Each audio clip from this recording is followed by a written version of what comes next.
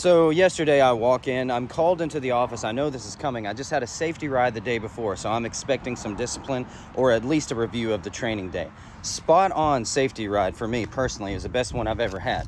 Now I walk in, immediately the first thing I say is, what is the purpose of this meeting that we're having? I'll get to that in a second.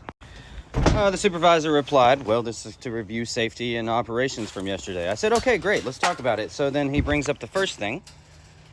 And he starts talking, and then he asked me to respond to how I reacted to the situation. I said, is this one of the letters that you have in your hand? He said, no. I said, then I'd rather not. I'm going to let my representation speak. No need to incriminate yourself if you don't have to, guys, okay? So there you go. There's one tip. And then we move on to the next two letters, one of which is a warning letter for taking my diet in the back of the truck. So I basically just said, okay, we RTS'd it, and you never sign the letters that they give you, by the way. I made a note on my notebook that I had with me that, you know, this is definitely not going to match the penalty clause of the just cause standard in the event that this gets escalated and they want to ding it over and over and over. So read that. That's important. I'm not nervous at this point at all, guys. And I never am when I go in there. You got to be cool. Cooler heads prevail. Yeah, so and then the second letter comes out, and it's an intent to suspend over crossing in front of the truck instead of going behind it while delivering to a residential neighborhood. So immediately I bring up the fact that when this actually did happen, I was actually trying to correct it and go back, and then was told to go ahead.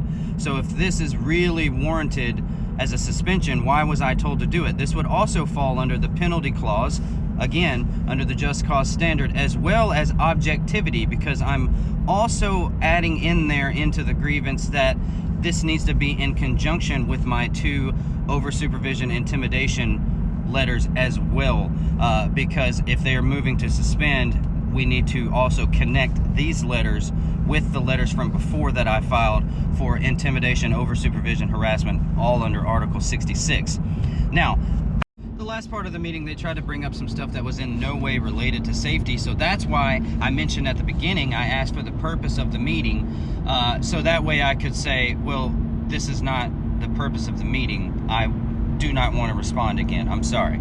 I'll let my representation answer in his opinion. And then we ended the meeting, and I went to work, and I danced with the boxes as I always do, guys. So the lesson here is document, document, document. When I say that, now you know what I mean about writing everything down, and just being stress-free, because when I used to go into these things, I used to get worked up, then I used to leave, and I used to get worried, I used to get stressed. I'm like, oh my God.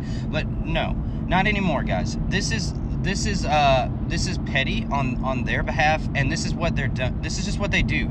And honestly, I don't even think it's these middle managers that do it. I think they're told from someone above, hey, that guy just filed grievances, go put some papers on him, do a safety ride, see what you can figure out. And then that's where we end up, okay? So if you're afraid of the target on your back, the answer to me is always education. So just follow me here, or start reading a little bit more and talking to your stewards and talking to your business agents. These guys are better at this shit than I am. My business agent is absolutely a wrecking ball and a hearing, okay? It's his biggest strength that I've seen so far from him. I mean, he's fantastic. So get to know these people.